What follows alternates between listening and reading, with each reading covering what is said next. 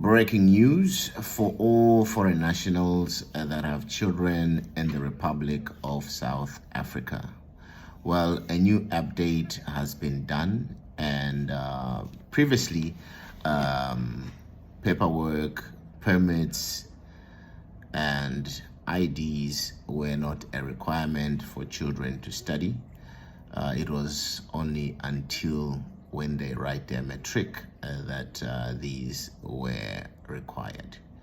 But as of now, an update has been released that every child that goes from preschool would have to apply. They will not be automatically accepted into grade 1 if they don't have identification, a proof of a birth certificate, and obviously their parents must be legal in the country. So one ought to have a permit or a permanent residence or South African ID or citizenship in order to have that process done and for the kids to be eligible to study. This has been done to curb the influx of illegal immigrants, students or kids that study from grade 1 until matric without being documented, registered, and having the right paperwork. Well, let us watch the update that was given and hear a detailed report and the criteria, the process that is required for the registration to be done, and the requirements. While you at it, before we play the video, kindly subscribe and give this video a thumbs up so more can be informed about this development regarding the registration of kids for schooling. Let us watch. Be submitted or uploaded within 7 days, as I've said earlier. And these are your ID of the parents or guardian, or passport rather, the child's birth certificate or passport. And if you're a foreign national, we need your refugee permit, we need your asylum seeker permit, or permanent resident permit, or study permit, or parent work permit. We need your compliance document, meaning that you need to be legally in the country and you need to give us these documents. Proof of home address, or proof of work address, latest grade 7 report if your child is going to grade 8, and if your child is in grade R going to grade 1, we'll need your clinic card or immunization report for grade 1 learner. So these are the documents that we'll need. And when you upload these documents, firstly, make sure that they're all certified. The proof of home address is the most important document, because we work through the feeder zone system. And as you go in the system, when you apply and choose schools, the feeder, it shows you within your home address which are the schools, the feeder zone within the proximity of your address. So the home address is very, very important. It's a very important document and the proof of it. So make sure that all the time the documents that you are submitting for the home address match, are the correct ones.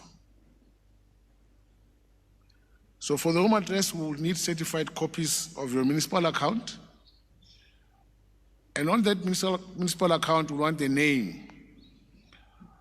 If you are the parent, as a parent, your name should be on that municipal account as the applying parent, as an applicant. So it needs to bear full names of the residential address. Otherwise, the application will be rejected or disqualified if you don't provide us with the document. But if you are a tenant or you are renting, will require quite a number of set of documents. We will want the municipal account of not older than 3 months of the landlord of where you stay. We'll want your lease agreement signed both by the landlord and yourself as a tenant, bearing the full physical address and details of the lessee, the rental payment slip with full physical address and details of the lessee that are not older than 3 months, statement of any account in the name of the applicant bearing the full residential address. We want all these documents if you are a tenant and renting in that particular area. So all these copies that I'm mentioning, these documents that I'm mentioning, they need to be certified. They will need to be certified. If you live with your family in a family home, we will need the same. We will need the municipal statement bearing the name if it's your parent. So you'll need to submit the ID or copy of your parent and a statement that is not older than 3 months in the name of the applicant. So that as well, we still need those particular details. If you are renting, we know there's this backroom dwellers. Those don't have a lease. We want the lease agreement. So there needs to be some form of an agreement in place between you as a tenant and the landlord. Whether it's a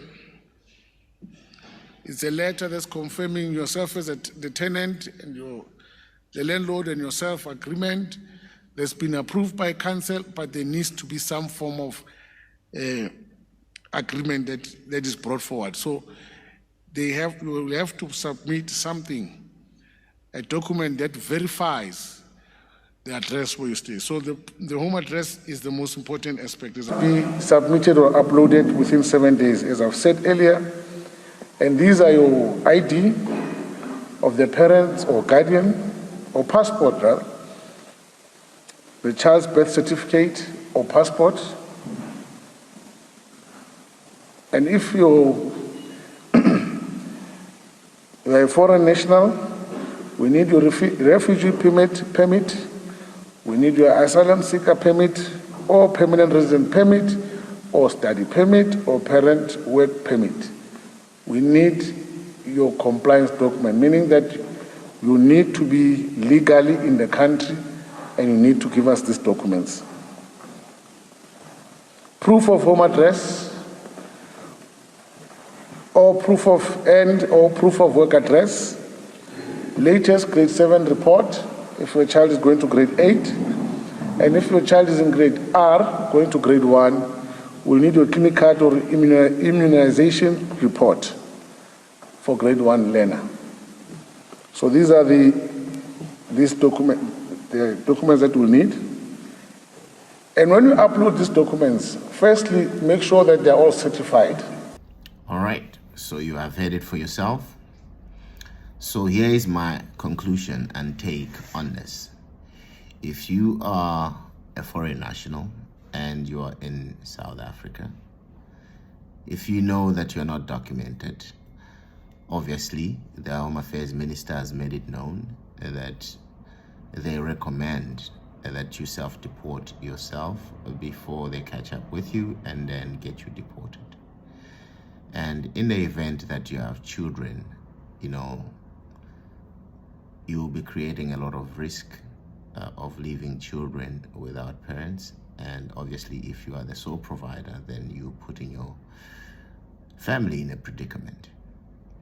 And if you know that you don't have the right documentation and paperwork, there is no need for you to be having children and create unnecessary problems.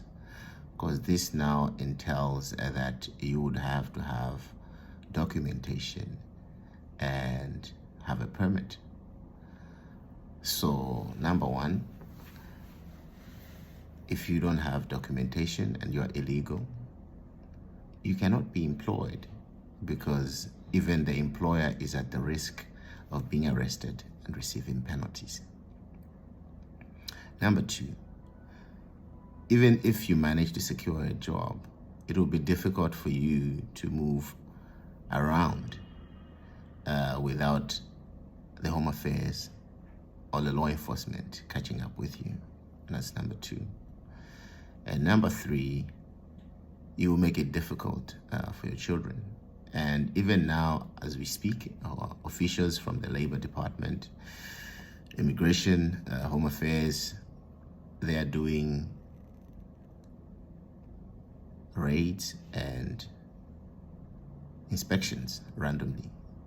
So sooner or later, it will eventually catch up with you. So do the right thing, observe the law, get your paperwork done, get proper documentation, and save yourself from the inconvenience, stress, and harassment. Let me know your thoughts and take on this in the comment section. What do you think? Will this create the space that is needed for kids that can't find space to study? And is this the best decision? Let me know your take and your stance on this in the comment section. Let's talk, let's discuss. And while you're at it, kindly subscribe and give this video a thumbs up, as we are committed to sharing news that is not only interactive, educating, inspiring, but also news that will shift your paradigm and improve your understanding on things. I want to hear from you, because by so doing, we learn from one another and we become better. And by so doing, we'll help those that are not compliant to be compliant and observe the law. Remember, no one is above the law. I thank you one more time for your time to watch this video and your support by subscribing. Thank you, and God bless you.